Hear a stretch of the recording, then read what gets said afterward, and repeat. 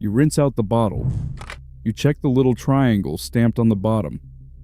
You drop it in the blue bin and walk away feeling like you did something good. That feeling is not wrong. It is just wrong about what happens next. In 1950, the world made about 2 million tons of plastic a year. By 2022, that number had crossed 400 million tons. Somewhere in between, an entire generation was taught that recycling was the answer. Rinse it, sort it, trust the system.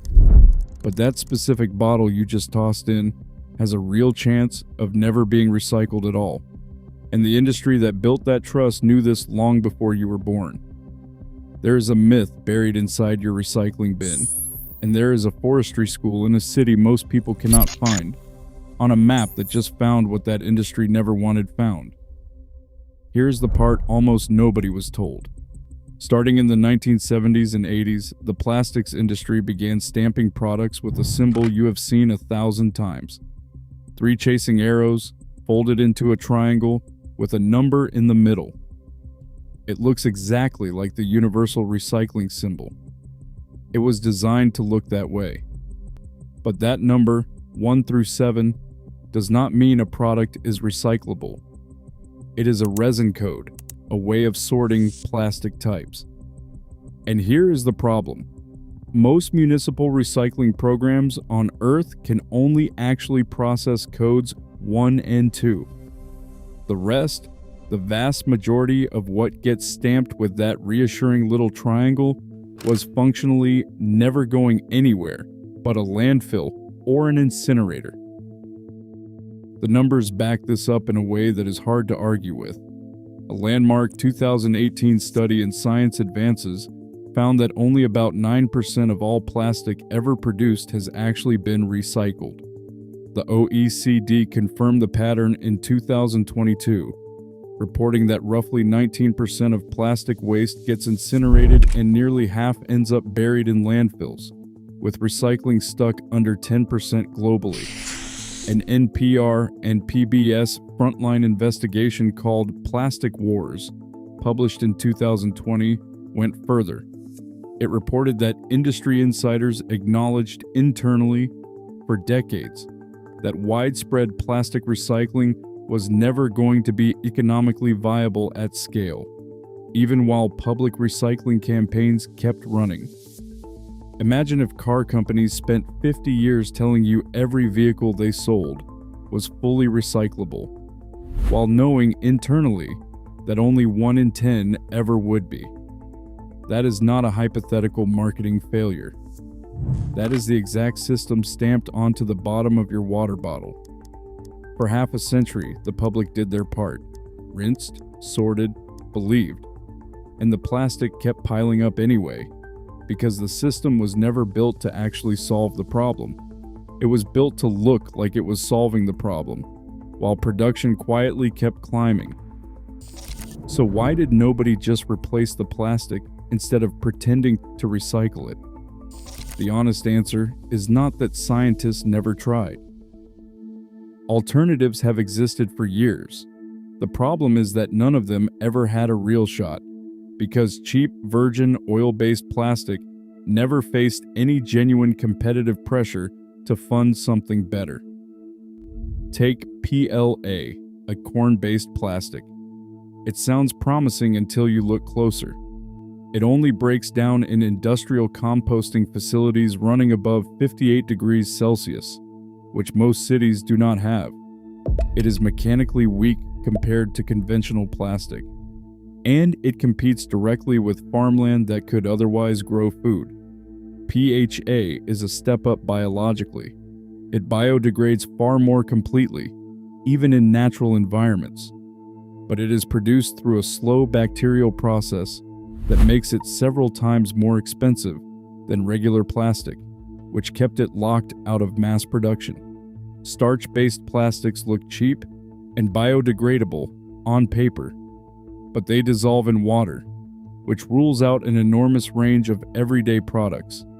Cellulose acetate held up structurally, but producing it required harsh chemical processing that undercut its own environmental promise.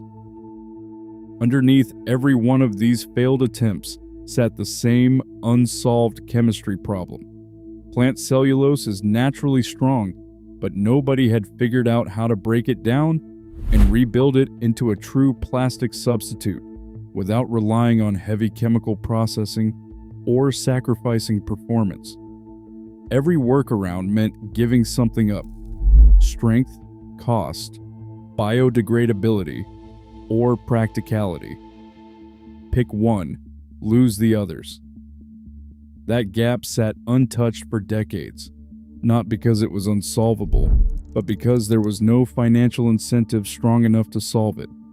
Virgin oil plastic was too cheap, too convenient, and too deeply embedded in global manufacturing for any of these alternatives to break through. Then, in an unglamorous forestry school in Northeast China, a research team stopped trying to improve the old alternatives and started asking a completely different question about a plant most of the world had never thought of as a raw material for plastic at all. The city is Harbin, in Northeast China, home to Northeast Forestry University. Not a petrochemical giant, not a Silicon Valley startup, a forestry school. Working alongside Shenyang University of Chemical Technology, a team led by Haiping and Dawei. Zhao published their findings in Nature Communications on October 7, 2025. They named what they built bioplastic, short for bamboo molecular plastic. The process itself is almost deceptively simple to describe, even though the chemistry behind it is not. It starts with bamboo cellulose, the same natural material that gives bamboo its strength. Normally, that cellulose is locked together by a dense, tangled network of hydrogen bonds, which makes it strong but nearly impossible to reshape into anything useful. The team soaked it in a deep eutectic solvent made from zinc chloride and formic acid. That solvent does not destroy the cellulose. It carefully pries apart those hydrogen bonds without damaging the molecules themselves, loosening the structure just enough to work with. Then comes the second step. A dash of ethanol is introduced, and it acts almost like a chemical conductor, coaxing those loosened molecules to reassemble into a new network. Denser, tighter, stronger than the one they started with. What comes out the other end is not a composite, not bamboo fiber glued together with synthetic resin the way most bamboo products on shelves today are made. It is 100% bamboo derived with no petroleum additives anywhere in the process. No high heat, no toxic byproducts. Room temperature, start to finish. For decades, the unsolved problem was rebuilding plant cellulose into a true plastic substitute without giving something up: strength, cost, or practicality. This process does not trade one for the other. It takes the same molecule bamboo already builds itself with, dismantles it, and reassembles it into something new entirely. That is the moment the story shifts from theory to proof. Because loosening and reassembling molecules in a lab is one thing. What this material can actually withstand once it is built is another thing entirely. Here is where bioplastic stops being an interesting lab result and starts looking like a genuine replacement. Researchers found that it outperforms both ABS and PLA, two of the most widely used plastics on the planet, in mechanical strength and thermal stability. It remains stable at temperatures above 180 degrees Celsius, well past what most household and industrial plastic are expected to survive. Then there is the number that changes everything. Left in ordinary soil, bioplastic fully biodegrades in approximately 50 days. Not centuries, not decades. 50 days. And unlike the plastic sitting in your recycling bin right now, this material can actually be recycled, run back through the same solvent process, and come out the other side retaining most of its original strength. Compare that to conventional plastic. which degrades a little more with every single recycling cycle until it becomes unusable. Now for the number that makes people hesitate. Producing BM plastic costs roughly $2,300 per ton. Conventional oil-based plastic costs around $1,200 per ton. On the surface, that looks like a losing argument, nearly double the price for an unproven material. But that comparison only works if you stop counting at the factory gate. Researchers project that once you factor in the pollution, health damage, and environmental cleanup costs baked into conventional plastic, its true societal cost could climb to roughly $2,400 per ton by 2040. That number is not hypothetical. It is the bill somebody already pays, just not the company printing the resin code on the bottom of the bottle. Look at those two numbers side by side. $2,300 now for a material that vanishes in 50 days and can be rebuilt without losing strength, versus a plastic that looks cheaper today but is already on a trajectory to cost more once the damage catches up to the price tag. This is not a story about an expensive alternative. It is a story about who has been quietly paying the real cost of cheap plastic all along. A material can be brilliant in a lab and still go nowhere. That is exactly what happened to PLA, PHA, and every other alternative before it. They all needed something built from scratch. New farmland, new industrial infrastructure, new supply chains that never had the money behind them. Bamboo does not have that problem because the supply chain advantage was already growing in the ground before anyone thought to use it this way. Bamboo is one of the fastest growing plants on the planet, capable of growing up to 1 meter in a single day. It reaches maturity in 3 to 5 years.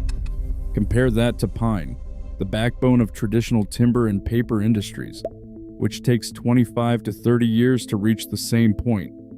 Bamboo also produces roughly 5 times more biomass per hectare than a timber forest, which means more raw material, faster, from less land. And unlike PLA, it does not compete with farmland needed to grow food. It does not require the harsh chemical processing that undercuts cellulose acetate. It is not slow and expensive to produce like PHA. It sidesteps nearly every failure point that killed the alternatives that came before it. Now zoom out to the bigger picture. In 2024, international talks aimed at creating a binding global plastics treaty collapsed without an agreement. No worldwide regulation is coming to force this transition. No law is going to mandate that companies switch away from oil-based plastic on any particular timeline, which means the shift, if it happens, will not be driven by policy. It will be driven by whoever industrializes the alternative first and makes it cheaper and more available than the status quo. China just put itself in that position, with a fast-growing raw material, a proven lab process, and no regulatory pressure required to make the economics work eventually on their own. The technology exists. The raw material already grows itself. The only question left is how fast the rest of the world decides to catch up. Picture that same bottle again. Rinsed, sorted, dropped into the blue bin. For 50 years, that small act was mostly theater, dressed up in a symbol designed to look like a solution. But for the first time, there is a material that does not need the theater, because it actually disappears. 50 days in the soil, and it is gone. No myth required. The fix was never a new law or a corporate promise. It was chemistry, growing at 1 meter a day the whole time. So ask yourself this. If that was hiding in plain sight, what else has nature already solved that we were too invested in the old system to notice?